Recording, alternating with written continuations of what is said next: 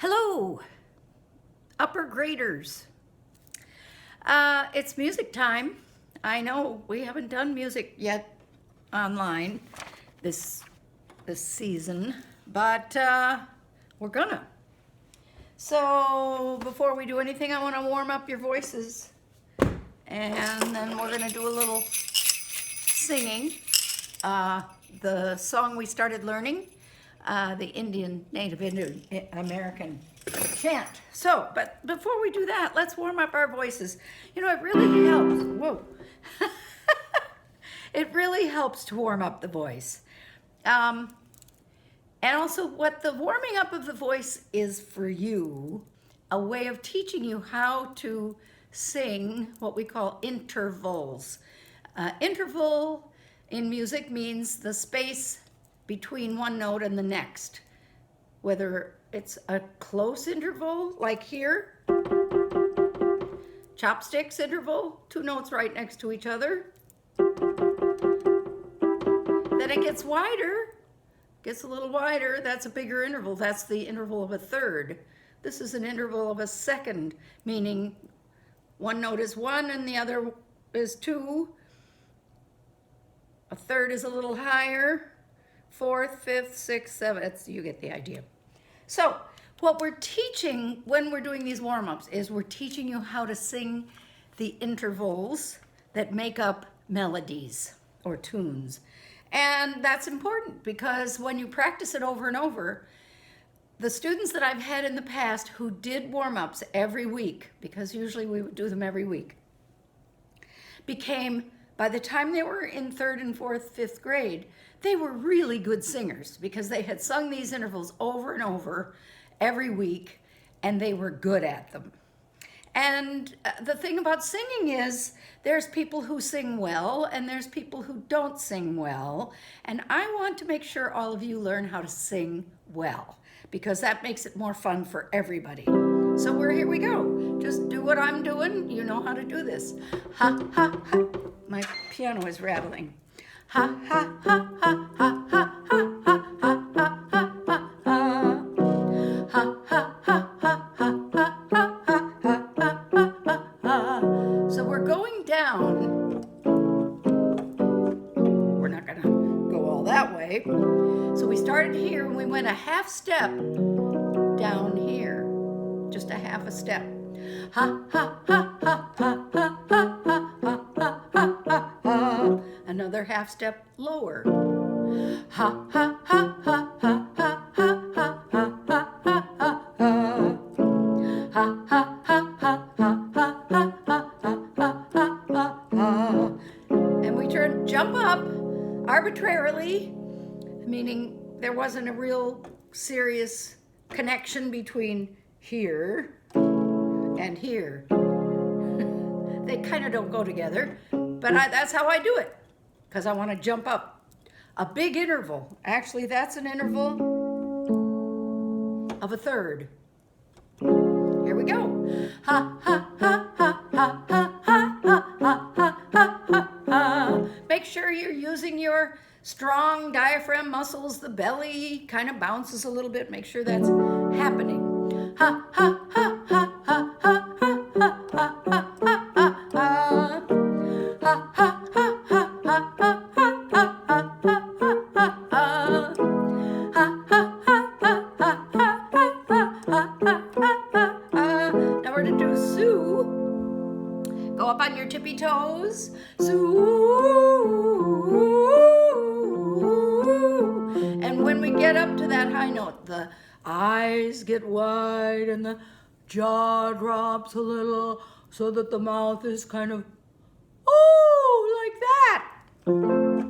Let's go up a half step. Sue. That's the idea. Sue.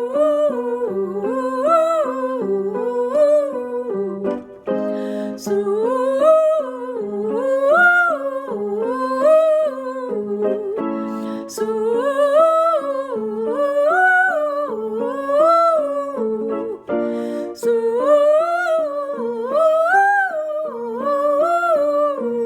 Can you do one more? Sue.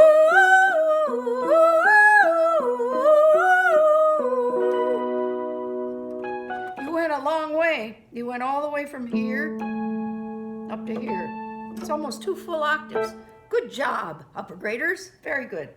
Now, last time I saw you, before we shut down, we were starting to learn a song from the Native American tradition. And somebody asked me what it meant, and I don't know, and I have to look it up. I forgot. Did your power go out over the last few days? Oh, yeah, mine did. Yeah, kind of. You can't do anything when the power's out. It's very disgruntling. I'm looking at the lake right now, out my window. It's still pretty rough. But that's winter for you. Winter is coming. So, we started reading about Hiawatha, who was a little Indian boy whose mother had died, and I sent Miss Wally a link so that you could listen to parts of the poem.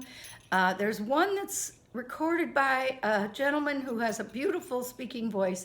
I would listen to that one. That would be, I gave her a few different options, and if you're really into it, it's a beautiful, beautiful poem. And the reason I wanted to share it with you is because Henry Wadsworth Longfellow is one of our great American poets. And the story of Hiawatha was taken from stories from this area. There was a man named Mr. Schoolcraft, and you've probably heard of a town in Michigan named after him. Schoolcraft was the fellow, and we've named a town after him not too far away from us. And he studied the Native American stories, and somehow the poet Longfellow got a hold of these stories and wrote kind of a made-up story based on the true stories that he had heard from Mr. Schoolcraft. And it's almost like music, because in these older types of poems, there was a rhythm. It's called iambic pentameter. It's a certain rhythm that the poem goes in. But I'll leave it at that. I hope you do take some time to listen, and there's pictures that go along with the videos. I think you'll enjoy it. I think you'll enjoy it a lot. But we're going to practice our Wani Heya Waka Gina Wayo Wayo Wayo Wani Heya Na We Ne. And it always goes up there at the end until we've done it 3 times. Let me show you, because here's the words. But I wonder if when you see these words, they're backwards. I'll have to go and look at the video later. I don't really know. So, it goes like this. Now, I left all my drums at school, so I'm not playing a drum, but if I had the drum, I probably would have played that. But they also used rattles. Native Americans also used bells, and they would put them on their ankles, and they would do dances. Very simple dances, but with a lot of decoration. They had the feathers in their headdress, and they had all kinds of, you should look that up, because this is Native American History Month. We celebrate Native Americans and the history of Native American people during this time of the year, all month. So, if you don't have a drum, could you just tap? You don't have to tap every beat. The beats I'm doing with these instruments are TTs, T, T, T, T, T, T, T, T, and always the first TT of the set of 8. T, T, T, T, T, T, T, T. The first one of each set of 8 is the loudest one. So maybe you could clap on that one. So here we go. 1, 2, 3, and go. T, T, T, T, T. Wani heya waka gina wayo wayo wayo. Wani heya na we ne. Wani heya waka gina wayo wayo wayo. Wani heya na we ne. Wani heya waka gina wayo wayo wayo. Wani heya na we ne. Wa hey na we. I love this little chant. It's simple, but it's got some power. It's got some power. Think of yourself as a Native American. You have the power. You know, they were magical people. I'm going to do it again because I want you to really learn this. So I'm going to just do the whole thing again. And of course, you can practice it on your own. If you like, I could send Miss Wally a copy of the words, but I think you kind of already know them. So anyway, I'll send them to her, and if she can send them to you. And maybe on Thanksgiving, if you and your family are celebrating, even if it's just a small Thanksgiving, I know usually we all get together. There's so many people, and we're eating and having such a good time all day and having pie. That's my favorite part. And this year might be a little different because the COVID has gotten so bad especially in Michigan. Things are accelerating, not in a good way. People getting really sick. So we don't want to get people sick, and so we may not have such a big celebration. But if you are celebrating, even if it's just with your own family, you could sing this as your offering, because it's always nice to offer something when you're at a celebration. Children are always encouraged to do a little play or a little song, or to give back, you know, to your parents for all the work they put in getting ready for this beautiful meal and Thanksgiving Day. So let's sing our song again. Wakajina way. Sorry, I wasn't ready. Were you? Here we go. Wani heya wakajina way oh way oh way oh. Wani heya na way ne. Wani heya wakajina way oh way oh way oh. Wani heya na way ne. Wani heya wakajina way oh way oh way oh.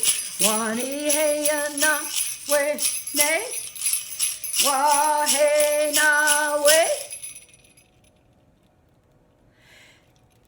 You know how I talk about the silence at the beginning and at the end?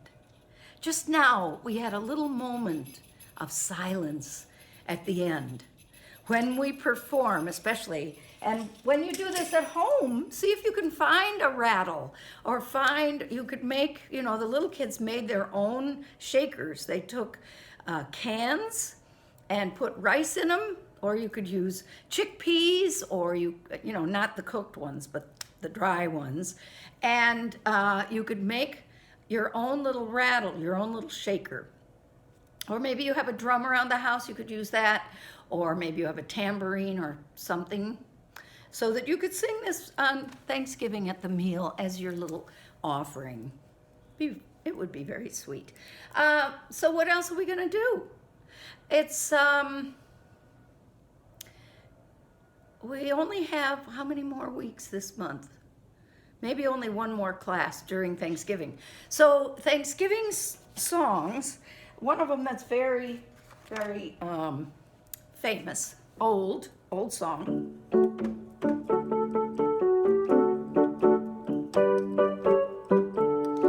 You may know this. It's called Over the River and Through the Woods to Grandmother's House We Go. The horse knows the way to carry the sleigh through the white and drifted snow. So maybe you know this. Maybe next, this is another one I should send to Miss Wally, because then you could have the words, and next week we'll learn it, but I'll just sing it once for you, as much as I can remember, because I don't have the words handy. Over the river and through the woods, to grandmother's house we go. The horse knows the way to carry the sleigh through the white and drifted snow. Over the river and through the woods, oh how the wind does blow. It stings the nose and bites the toes as over the ground we go. See if I remember the second verse. Over the river and through